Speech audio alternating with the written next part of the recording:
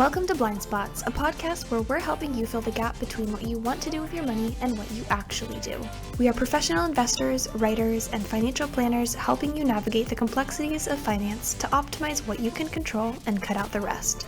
Join your host, Nick Shermans and Aaron Varghese, as we discuss the questions and nuances surrounding everyday money management.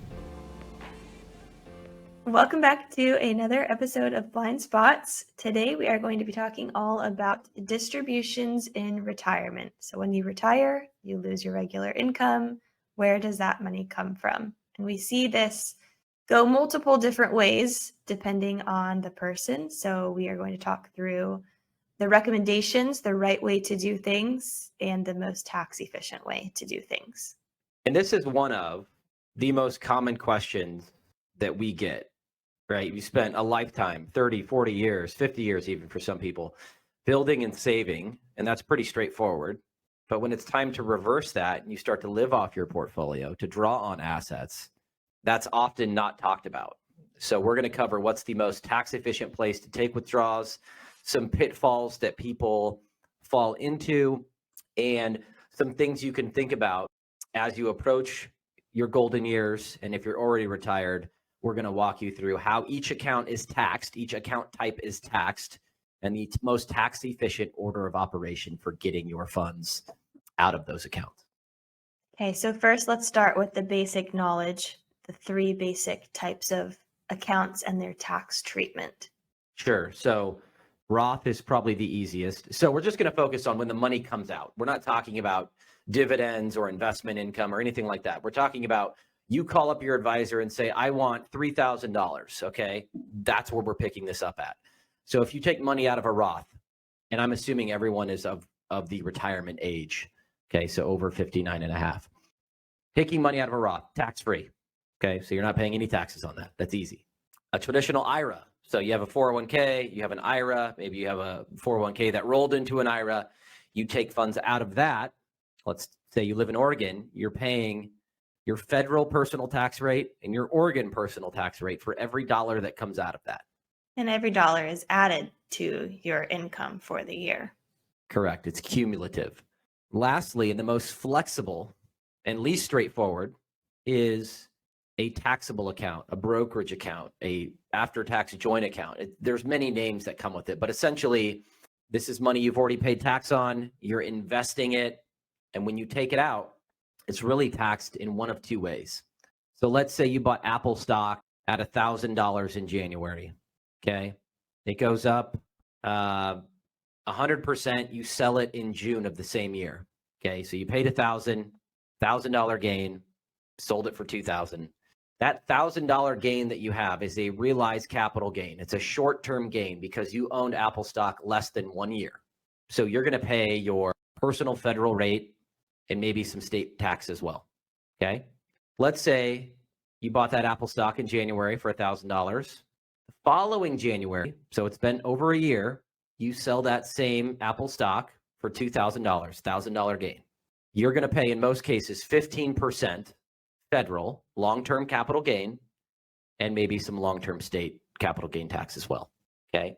But the beauty of the taxable account is just because in the first scenario, let's say, or even the second scenario, just because you realized a gain, that doesn't mean that's set in stone.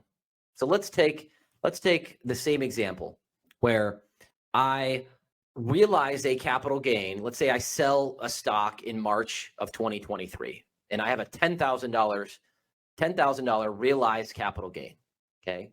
During that same year, let's say in October, I sell another stock, but I have a $10,000 realized loss, right? I had a winner, I sold, I got the $10,000 gain.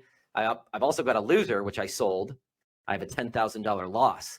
Those two wash out, okay? So my gain in March, I might have taken those funds out, used them to go on a vacation.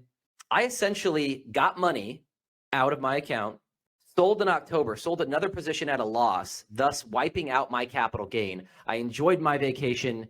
I paid zero in taxes. I think what's hard for people to understand about the taxable account is that the gains and losses aren't shored up until essentially January 1 of the following year.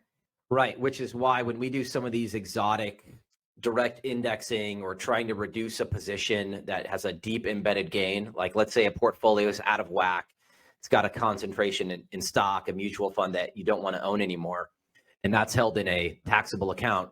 We want to start the unwinding of that early in the calendar year because it gives us 8, 9, 10 months to sell other positions in that portfolio at a potential loss to smooth out your capital gains. Okay, so most people have heard of tax loss harvest. That's something that is table stakes. Your advisor should be doing that every fall or winter to look at your realized capital gains throughout the calendar year and look to sell positions at a loss to help mitigate that capital gain. Okay, so I think that's a good baseline for the 3 different types of accounts and their tax treatment. So let's go through kind of the order of operations for the average person that has all 3 different tax types and how they might take distributions from retirement through their lifetime.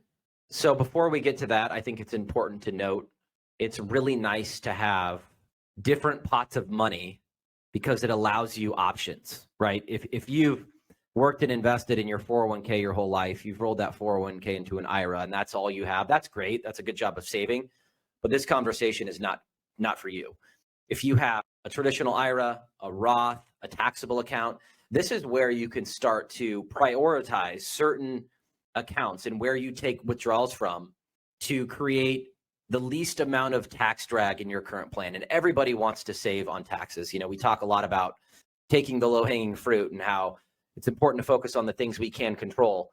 Your order of operation of where you take funds from is something very much you can control. It takes 0 hot takes. It takes 0 skill on what the market does next. It's simply the low-hanging fruit. So to answer your question, you said, where should you prioritize taking funds out of? Mm-hmm. Okay. 65, just retired. I need a distribution, and I call you up. Where does that money come from? Assuming you have all 3 account types, taxable, traditional IRA, Roth, the first place you should look is in the after-tax taxable account, okay? And that's for the reasons that I stated. Just because you're taking money out, that doesn't mean it's taxable, okay? You play the movie forward for the rest of the year.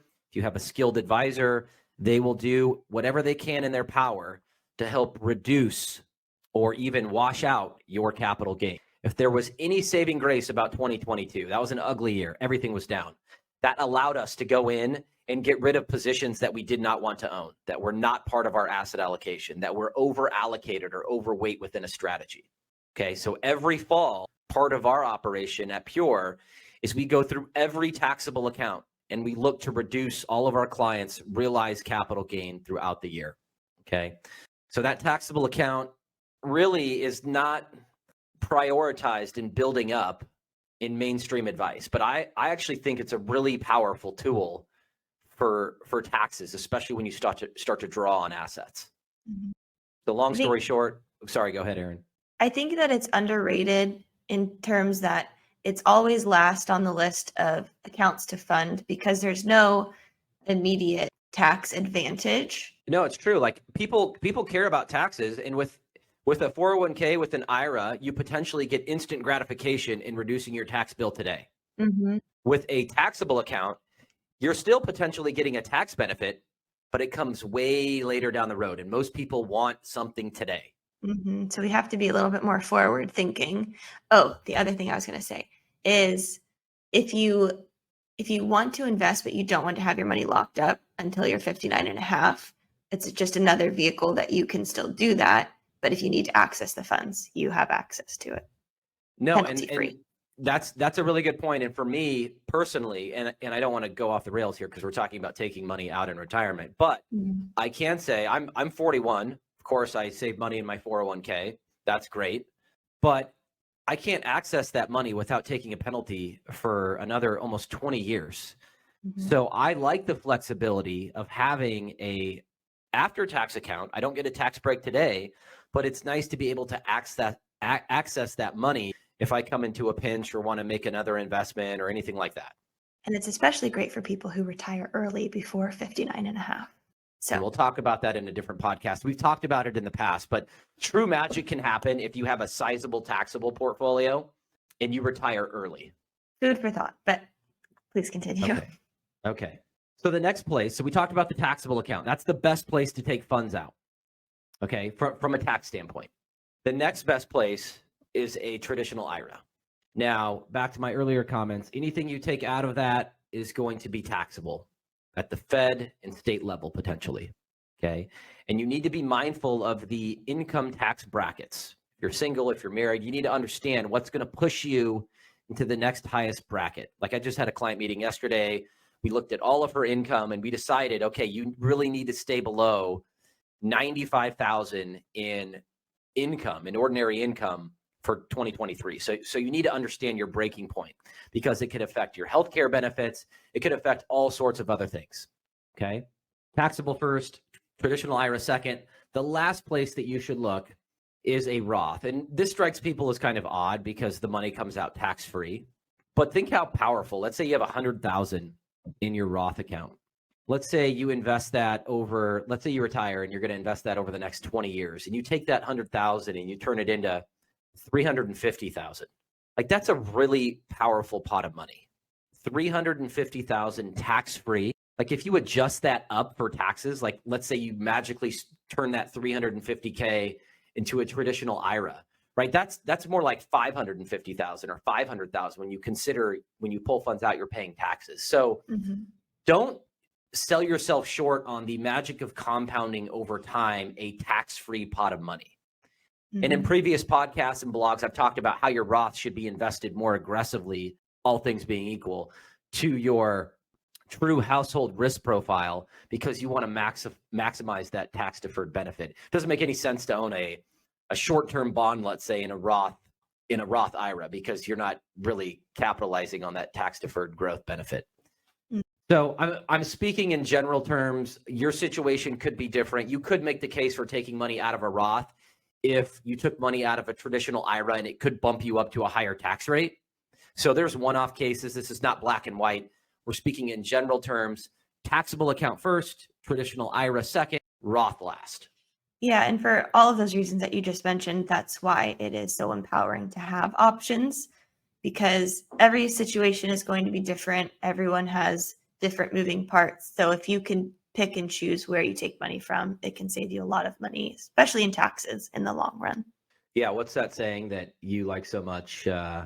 Everyone has to pay taxes. No one says you have to leave a tip. Yeah, I do like that saying. Oh, based on your delayed response, it seems like maybe you don't. I think I learned that from you, so maybe you like it so much.